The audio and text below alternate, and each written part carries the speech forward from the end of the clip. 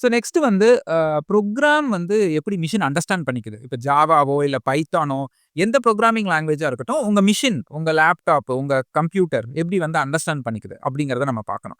கம்ப்யூட்டர்ஸ்க்கு ஜெனரலா ஹார்ட்வேர்ஸ்க்கு என்ன புரியும் அப்படின்னா, மிஷின் லாங்குவேஜ் தான் புரியும். மிஷின் லாங்குவேஜ் அப்படின்னா மிஷின் கோடுன்னு சொல்லுவாங்க. இல்ல machine language. Zeros and once தான் கம்ப்யூட்டருக்கு புரியும். இப்ப நான் ஒரு எக்ஸாம்பிள் சொல்றேன். இப்ப நான் வந்து என்னோட கை இப்படி அசைக்கணும் அப்படின்னு நான் சொல்றேன்னா, நான் சொல்றேன். நான் நெனைக்கிறேன். நெனைக்கிறது கூட இப்ப நான் தமிழ்ல நெனைக்கிறேன். எனக்கு என்ன லாங்குவேஜ் தெரியுமோ அதுல தான் நான் நெனைப்பேன். கைய அசைக்கணும்.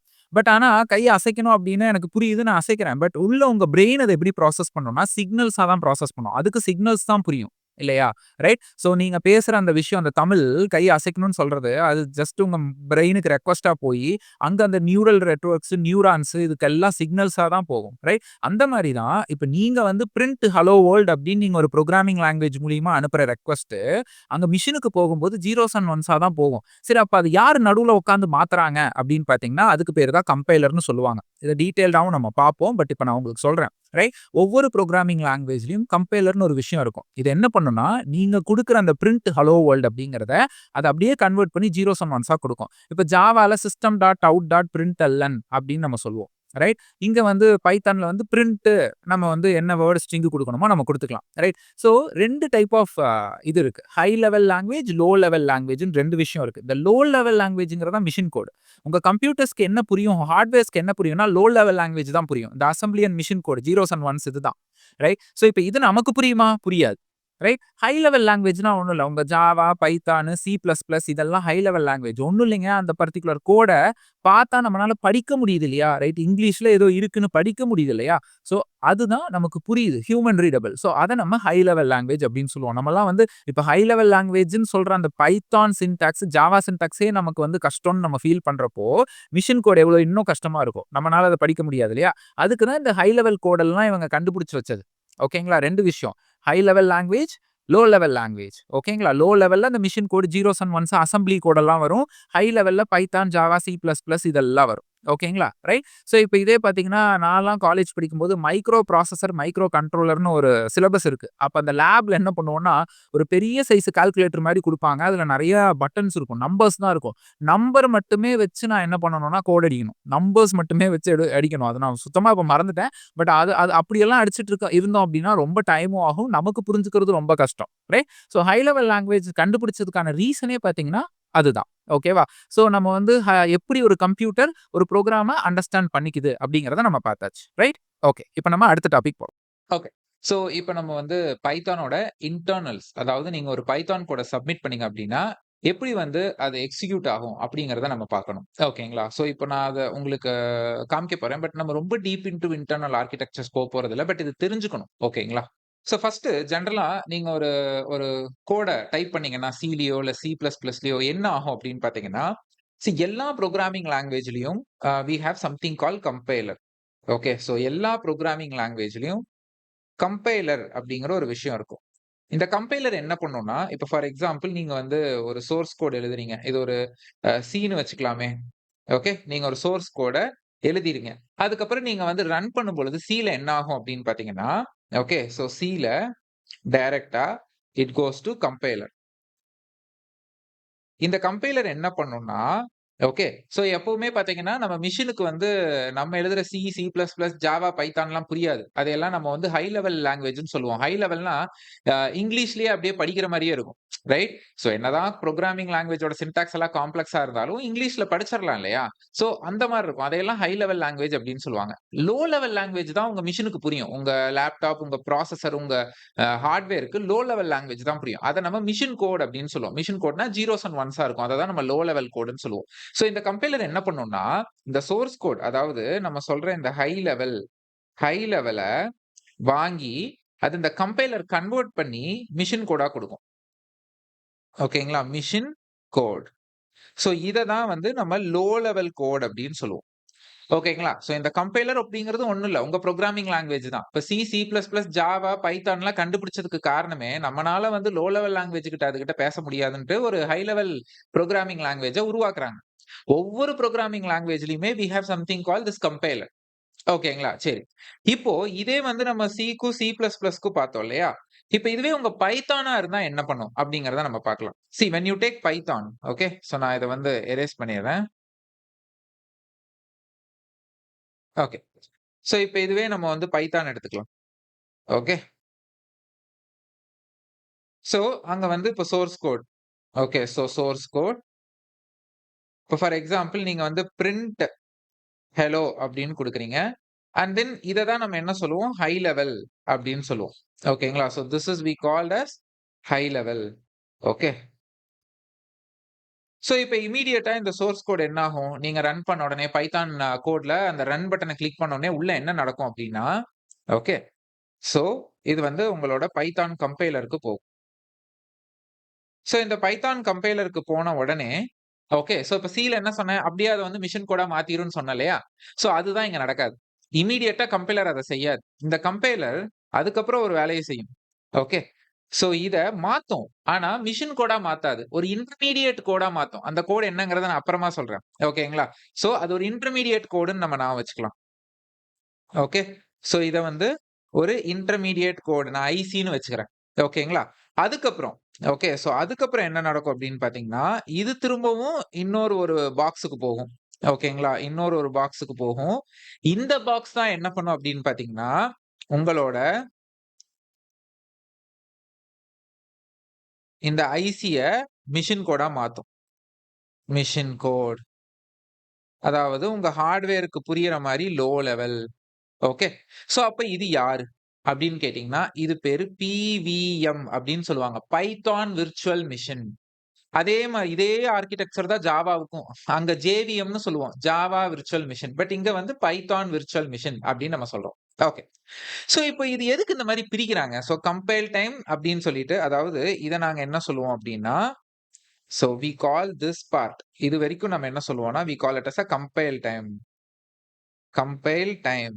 அண்ட் தென் இந்த பார்ட்ட நாங்க என்ன சொல்லுவோம்னா, ரன் டைம் அப்படின்னு சொல்லுவோம். நீங்க உங்க பைத்தான் கோட உங்க ஐடி நீங்க பைசார்ம் எது வேணா யூஸ் பண்ணுங்க. இல்ல ஜூபிட்டர் நோட்புக் எது வேணாலும் யூஸ் பண்ணுங்க. அந்த ரன் பட்டன் குடுத்த உடனே என்ன ஆகும் அப்டின்னா, ஃபர்ஸ்ட் கம்பைல் ஆயி தான் ரன் ஆகும். எடுத்தோனே அப்டியே ரன் ஆயிராது. ஓகேங்களா? உள்ள 2 விஷயமும் தனித்தனியா நடக்கும். அந்த 2யும் நம்மனால தனித்தனியா பண்ண முடியுமா அப்டின்னு கேட்டீங்கன்னா, நம்மளும் அத பண்ணி பார்க்கலாம். But then with respect to ID நீங்க ஐடி எல்லாம் யூஸ் பண்றீங்க. பைசார்ம் நோட்புக்ஸ் மாரி யூஸ் பண்றீங்க அப்டின்னா, அதுல இது தெரியாது. ஒரே ஷாட்ல நடந்துரும். பட் உள்ள 2 வேல நடக்கும். First compile time. First compile ஆகும். ஓகேங்களா? கம்பைல் ஆயி நான் சொன்னேன் இல்லையா? இந்த ஐசி ஒரு இன்டர்மீடியேட் கோட ரெடி பண்ணணும்னு. இது டெக்னிக்கலா இது பேர் என்ன தெரியுங்களா? பைட் கோட் அப்டின்னு சொல்லுவாங்க. ஓகேங்களா? பைட் கோட் அப்டின்னு சொல்லுவாங்க. அப்புறம் இந்த பைட் கோட் தான் இந்த பிவிஎம்க்கு இன்புட்டா போகும். சோர்ஸ் கோட் போகாது. சோர்ஸ் கோட் வந்து இன்புட்டா உங்க கம்பைலருக்கு தான் போகும். கம்பைலரோட அவுட்புட் வந்து இன்டர்மீடியேட் கோட் அதாவது பைட் கோடா மாறிரும். இந்த பைட் கோட் தான் திரும்பவும் இன்புட்டா உங்க பிவிஎம் அதாவது பைத்தான் விர்ச்சுவல் மெஷினுக்கு போகும். அங்க தான் உங்களோட கோட் ரன் ஆகும். அதாவது உங்க கோட் உங்களோட சோர்ஸ் கோட் வந்து பைட் கோடா மாறி அந்த பைட் கோட தான் அது ரன் பண்ணும். அந்த பிவிஎம்க்குள்ள என்னெல்லாம் நடக்கும்னா, அது பிவிஎம் ஒரு பெரிய architecture. Memory management, garbage collection, run time execution எல்லாமே அந்த பைத்தான் விர்ச்சுவல் மெஷின்குள்ள தான் நடக்கும். இது ஒரு விர்ச்சுவல் மெஷின் ஆக்சுவலா. இது பிவிஎம் அந்த பேர்லயே இருக்கு பாருங்க. அதாவது இந்த பிவிஎம் உங்க ரேம்ல கிரியேட் ஆகும். ஒவ்வொரு கோடு நீங்க ரன் பண்றப்பயும் உங்க ரேம்ல தான் இந்த ரன் நடக்கும். ஓகேங்களா? உங்க மெஷின் மேல ஒரு விர்ச்சுவல் மெஷின் கிரியேட் ஆகும். ஜாவாலயும் அதே கான்செப்ட் தான். ஸ்காலாலயும் அதே கான்செப்ட் தான். கம்பைலர் ரன் பண்ண உடனே அதோட பைட் கோட எடுத்து ஒரு டெம்பரவரியா ஒரு விர்ச்சுவல் மெஷின் அவங்க ரேம்ல கிரியேட் பண்ணி அங்க வச்சு அது ரன் பண்ணும். ஓகேங்களா? சோ இதோட அவுட்புட் தான் மெஷின் கோட். அதுக்கப்புறம் தான் மெஷினுக்கே புரியும். நீங்க என்ன சொல்ல வர்றீங்க அப்படின்னு சொல்லிட்டு. ஓகே. இத எதுக்கு கம்பைல் டைம் அண்ட் ரன் டைமா பிரிச்சாங்க அப்படிங்கிறத நம்ம பார்க்கலாம். ஓகே. இப்போ இதுல வந்து பாத்தீங்க அப்டின்னா, நம்ம இது எதுக்காக இப்டி 2ஆ பிரிச்சு பண்றோம் அப்டிங்கிறத இப்ப நம்ம பார்க்குறோம். First compile time, run time. எதுக்கு அப்டின்னா, பைத்தான பிளாட்ஃபார்ம் இண்டிபெண்டன்ட்டா நம்ம ஆக்குறதுக்கு தான். சரி அப்ப பிளாட்ஃபார்ம் இண்டிபெண்டன்ட்னா என்ன? நான் இப்போ ஒரு புது விண்டோக்கு போய்க்கிறேன். ஓகே. பிளாட்ஃபார்ம் இண்டிபெண்டன்ட் அப்டின்னா, ஃபர்ஸ்ட் பிளாட்ஃபார்ம்னா என்ன அப்டின்னு பாத்தீங்கன்னா, பிளாட்ஃபார்ம் அப்டிங்கிறது நம்மளோட OS plus processor.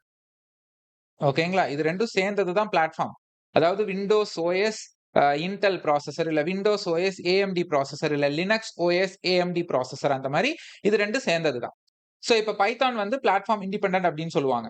Platform independent அப்டின்னா, இப்ப பைத்தான வந்து நீங்க விண்டோஸ்ல டெவலப் பண்றீங்க அப்டின்னா, அத நீங்க லினக்ஸ்லயும் ரன் பண்ணிக்கலாம்.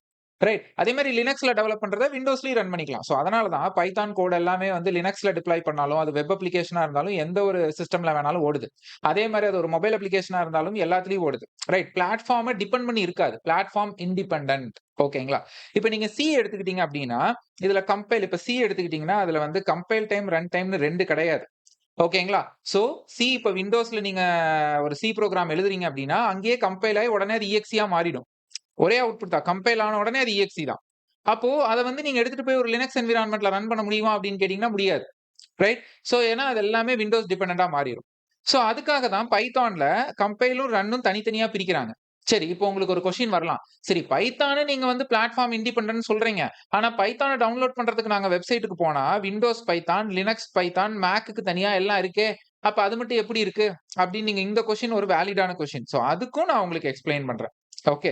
சோ இப்போ நீங்க பைத்தான் எடுத்துக்கிட்டீங்க அப்படின்னா, சோ ஃபர்ஸ்ட் சோர்ஸ் கோட் எஸ்சின்னு போட்டுக்கிறேன். கம்பைலருக்கு போகுது. சோ கம்பைலர்ல இருந்து வெளில வரத நான் என்ன சொன்னேன்? Byte code. அததான் இன்டர்மீடியேட் கோட்ன்னு சொல்லுவோம். அது அகைன் எங்க போகுது? பிவிஎம்க்கு போகுது. பிவிஎம்ல இருந்து எங்க வருது? மெஷின் கோடா மாறி மெஷினுக்கு புரிய வச்சிருது. இல்லையா? சோ இந்த பீஸ் இருக்கு இல்லையா? இத வந்து நம்ம என்னன்னு சொன்னோம்? கம்பைல் டைம் அப்படின்னு சொன்னோமா? அதுக்கப்புறம் இந்த பீஸ நம்ம என்ன சொன்னோம்? இது வந்து ரன் டைம் அப்படின்னு சொன்னோமா? ஓகேங்களா? சோ நீங்க டவுன்லோட் பண்ற அந்த Windows Python, Linux Python, Python for Windows, Python for லினக்ஸ்ன்னு பார்க்கிறது என்ன அப்படின்னு பார்த்தீங்கன்னா, கம்பைலர். ஓகேங்களா? சோ கம்பைலர் எப்பவுமே டிபெண்டன்ட் தான். ஓகேங்களா? அதாவது பிளாட்ஃபார்ம் டிபெண்டன்ட். கம்பைலர் எப்பவுமே பிளாட்ஃபார்ம் டிபெண்டன்ட் தான்.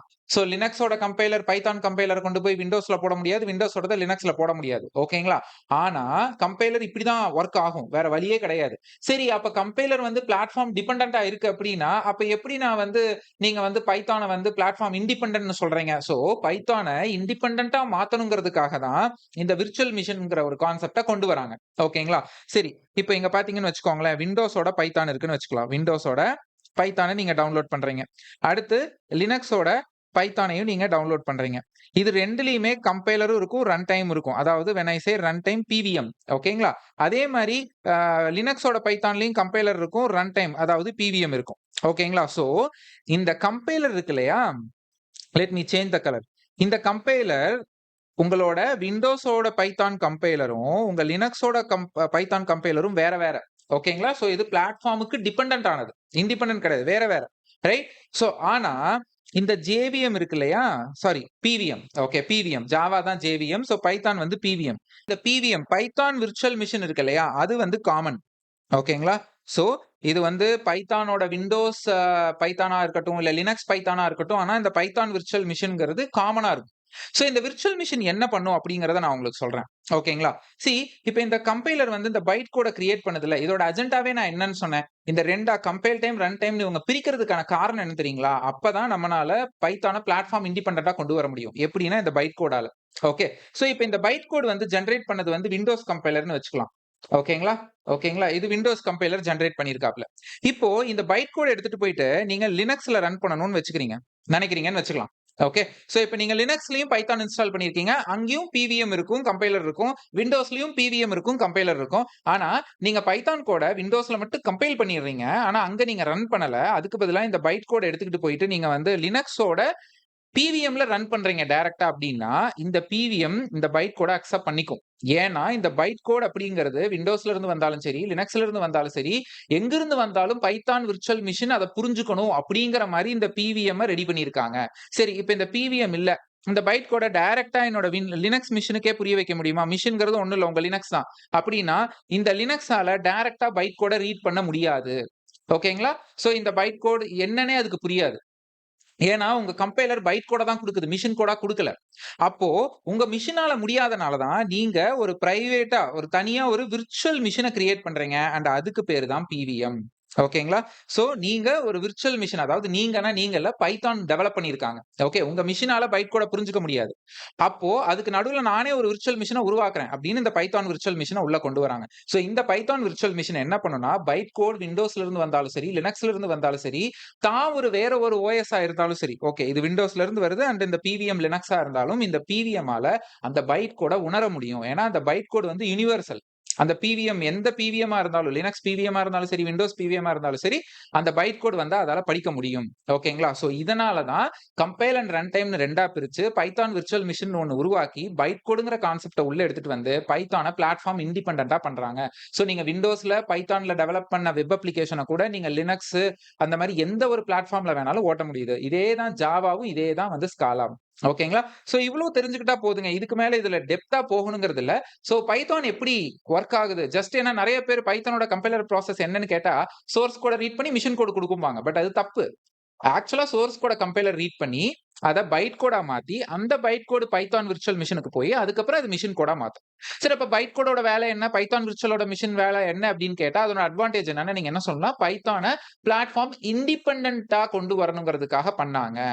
அப்படின்னு சொல்லி நான் சொன்ன எக்ஸ்பிளனேஷன்லாம் நீங்க எக்ஸ்பிளைன் பண்ணணும். ஓகேங்களா? சோ இந்த வீடியோ உங்களுக்கு புரிஞ்சிருக்கும் அப்படின்னு நெனைக்கிறேன். Right Python PVM Python virtual machine and compilation process உங்களுக்கு புரிஞ்சிருக்கு அப்படின்னா, கம்பைலேஷன் ப்ராசஸ் அண்டர்ஸ்டுட் அப்படின்னு சொல்லி கமெண்ட்ல போடுங்க. So that I will come to know. Thanks for வாட்சிங். இந்த மாதிரி நெறைய videos like Python, data engineering, GenAI and SQL, data engineering, data analyst, cloud, interview question preparation, இன்னும் கெரியர் கைடன்ஸ் மாதிரி நெறைய வீடியோஸை நான் தமிழ்ல போட்டுட்டு இருக்கேங்க. அண்ட் இந்த வீடியோஸ் எல்லாமே என் சேனல்ல இருக்கு போய் பாரு. அண்ட் என்னோட Instagram page data engineering Tamil அங்கேயும் என்ன ஃபாலோ பண்ணிக்கோங்க. அண்ட் நான் நெறைய குட்டி குட்டி புக்ஸ் எழுதுவேன். அந்த புக்ஸோட லிங்க்கும் டிஸ்கிரிப்ஷன் பாக்ஸ்ல இருக்கு போய் பாருங்க. அண்ட் என்னோட லிங்க்டின் பேஜோட யூஆர்எலும் இருக்கு. அங்கேயும் என்ன ஃபாலோ பண்ணிக்கோங்க. And once again thanks for வாட்சிங்.